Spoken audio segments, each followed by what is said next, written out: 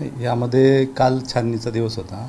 छाननीमध्ये जे नगराध्यक्षपदाचे अपक्ष उमेदवार सरस्वती शिंदे आहेत, त्यांनी लेखी आणि त्यांच्या वकिलामार्फत हरकत आमच्याकडे दाखल केली की उज्ज्वला थिटे यांचा जो अर्ज होता त्यामध्ये मेजर त्यांनी 5 मुद्दे काढले होते, ज्यावरती त्यांनी हरकत घेतली होती. पहिला मुद्दा होता की त्यांच्या फॉर्मवरती सूचकची सही नाही, असा मुद्दा होता.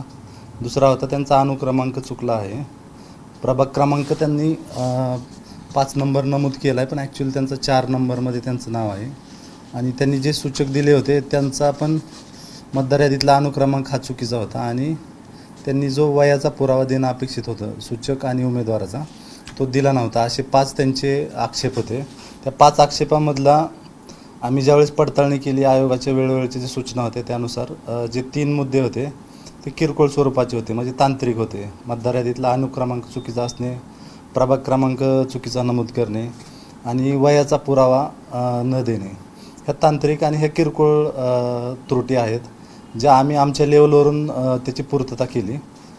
जे 2 मुद्दे होते की सूचकची त्या फॉर्मवरती सही नाही, हा मुद्दा होता तो मेजर आहे. म्हणजे आयोगाचे सगळे जे काही आदेश आहेत, निवडणुकीचे जे अधिनियम आहेत, त्यामध्ये सूचक आणि उमेदवाराची सही कुठं राहिली असेल तर त्या मुद्द्यावरती आयोगाचं असं म्हणणं आहे की त्याच्यावरून तुम्ही त्यांचा जो उमेदवारी अर्ज आहे, जर हरकत आली किंवा तुम्हाला लक्षात आलं तर तो तुम्ही बाद करू शकता.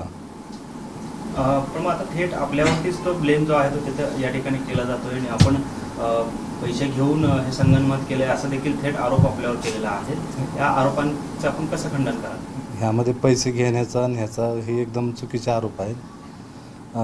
ह्यामध्ये जी आयोगाच्या सूचना ज्या होत्या त्यानुसार आम्ही त्या फॉलो केल्या. त्यांचा फॉर्म ज्यावेळेस आमच्याकडं आला त्या दिवशी साधारणतः 9, 9:15 वाजता त्या ऑफिसमध्ये आल्या. ऑफिसमध्ये आल्यानंतर त्यांना आतमध्ये आम्ही प्रवेश दिला. त्यांची जी काही कागदपत्र होते त्याची आम्ही पूर्तता करून घेतली. त्यांच्याकडे बऱ्याचशा गोष्टी नव्हत्या, जसं की मतदार यादीची प्रमाणित प्रत ते मागत होते. ती मतदार यादीची प्रमाणित प्रत आम्ही या ठिकाणी ते आले की त्यांना उपलब्ध करून दिली. बाकी बेबाकी दाखला होता त्यांचा नगरपालिका टॅक्स भरलेबाबत, तो आम्ही त्यांना तात्काळ इथं उपलब्ध करून दिला. आणि इतर जे काही दाखले होते शौचालयाचा, थकबाकीचा आणि इतर जवळपास 10 फॉर्मॅट होते जे आम्ही त्यांना इथं आल्यानंतर दिले. आमच्या जे निवडणूक कर्मचारी आहेत त्यांच्या माध्यमातून भरून घेतले. सगळे फॉर्म आम्ही त्यांना अवेलेबल करून दिले, भरून घेतले.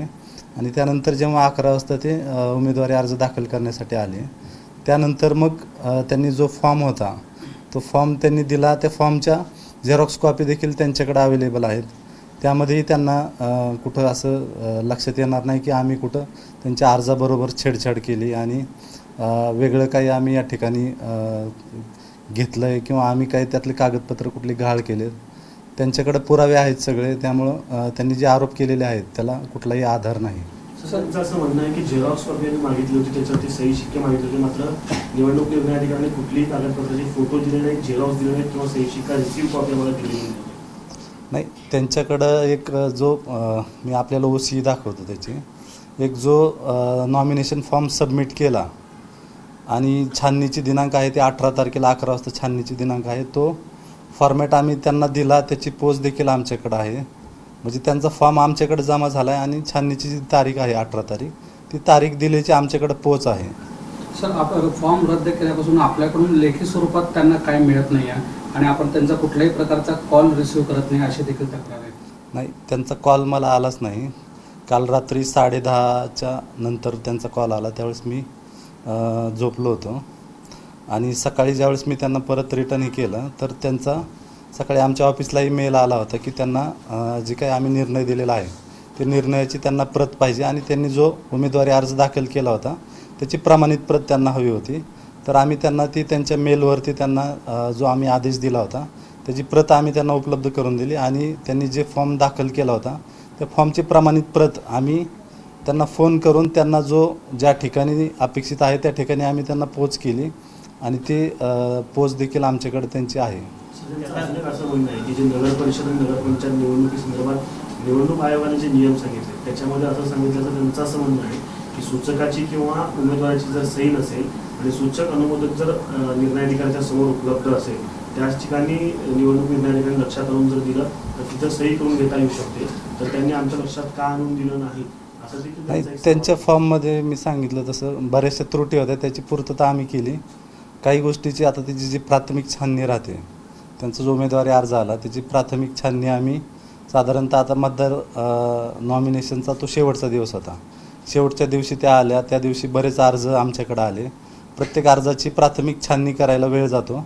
त्यांच्या अर्जाची आम्ही प्राथमिक छाननी केली आणि त्यानंतर आम्हाला त्या गोष्टी लक्षात आल्या की इथं काही गोष्टी त्रुटी राहिलेल्या आहेत. आणि ज्यावेळेस त्यांना इथं पाहिलं तर ते इथं कार्यालयाच्या ह्याच्यात अवेलेबल नव्हत्या. त्यांनी जो उमेदवारी अर्जावरती पत्ता दिलता त्या ठिकाणी आमचे जे कर्मचारी आहेत ते त्याची जी त्रुटी पूर्तताबाबत जे पत्र आहे ते घेऊन गेले. त्या ठिकाणी ते उपलब्ध नव्हत्या. त्यामुळे तिथं ते आमचं जे पत्र आहे ते त्यांनी ढकवलं आणि त्याचा पंचनामा आहे तो त्यांनी केला आणि आम्हाला सादर केला. इतर 2 उमेदवार होते ज्यांच्या बाबतीत सेम काही त्रुटी राहिल्या होत्या. त्या उमेदवारांना देखील आम्ही त्यांची त्रुटी पूर्तता करण्याबाबत लेखी कळवलं होतं. ते 2 उमेदवार त्यांच्या पत्त्यावर अवेलेबल होते. ते या ठिकाणी आले, त्यांनी त्रुटी पूर्तता केली आणि त्यांचा अर्ज जो आहे तो छाननीमध्ये मग सगळे कागदपत्राची पूर्तता असल्यामुळे आम्ही वैध केला. याचा अर्थ असा आहे की सही जर नव्हती किंवा त्रुटी होती त्या संदर्भात तुम्ही सही घेण्यासाठी किंवा इतर त्रुटी करण्यासाठी तुम्ही प्रयत्न केले, मात्र त्या स्वतः जागेवरती अवेलेबल नव्हत्या. त्यांनी उमेदवारी अर्जामध्ये जो पत्ता दिला आहे त्या पत्त्यावरती आम्ही लेखी नोटीस आमच्या कर्मचारी घेऊन गेला होता की आपले असे फॉर्म भरला आहे, त्यामध्ये ह्या त्रुटी लक्षात आलेल्या आहेत.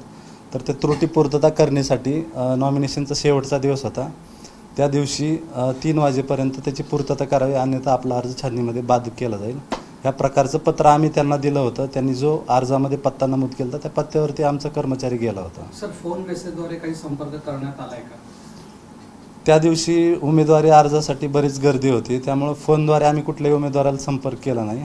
आमची जी छाननीची प्राथमिक तपासणीची टीम होती त्या टीमनं एक लेखी रेकॉर्ड असावं म्हणून प्रत्येक उमेदवाराची जी काही किरकोळ त्रुटी आहेत त्या तात्काळ त्या ठिकाणी रेकॉर्ड राहावं म्हणून लेखी नोटीसद्वारे त्यांना कळवलं होतं आम्ही. माझा प्रश्न त्यांचं असं म्हणणं आहे की जिल्हाधिकारी आणि तुम्हाला दोघांनाही अर्ज सबमिट करण्याच्या आधी आम्ही व्हॉट्सअपवरती अर्ज पाठवलेला होता, तुम्ही ओके म्हणून रिप्लाय दिलाय आणि त्याच्यानंतरच आम्ही अर्ज सबमिट केला असं त्यांचं एक आरोप. नाही, त्यात ज्या गोष्टी मेजर होत्या म्हणजे ज्या कुठल्या गोष्टी पाहणं गरजेचं होतं, नॉमिनेशनमध्ये बरीचशी माहिती जी आहे ती बऱ्याच ठिकाणी सह्या राहतात, बऱ्याच ठिकाणी जी माहिती असते ती वैयक्तिक स्वरूपाची राहते. आणि ज्या काही गोष्टी होत्या त्या आम्ही जिल्हाधिकारी महोदयांना देखील त्यावेळेस कळवले होते. त्यांच्या ज्या फॉर्ममध्ये त्रुटी होत्या, बरीचशी कागदपत्र अपूर्ण होते ते कळवले होते. सर, शौचालयाचा दाखला मिळण्यापासून सुरुवातीपासून त्रास देण्यात आल्याचा आरोप करण्यात आला. शौचालयाचा दाखला नगरपालिकेचे जे मुख्याधिकारी आहेत त्यांच्यामार्फत दिला जातो आणि त्यांनी तो इथं आल्यावर दिला आहे आणि ते फॉर्म रिजेक्ट करण्यासाठी ते काही मेजर रिझन नाही. सर, त्यामध्ये जे काही आता अर्ज राहिलेले आहेत जे अपक्ष उमेदवार आहेत तर त्यांनी आज काय परिस्थिती अर्ज माघार घेतलेला आहे का आणि कोणी कोणी अर्ज माघार घेतले? प्रभाग 5 मध्ये सुद्धा आज प्रभाग 5 मधले एक उमेदवार होते, त्यांनी माघार घेतलेली आहे. अपक्षाचे उमेदवार होते, त्यांनी माघार घेतलेली आहे आणि नगराध्यक्ष पदासाठी अद्याप आमच्याकडं 2 उमेदवारी अर्ज आहेत. एबीपी माझा, उघडा डोळे बघा नीट.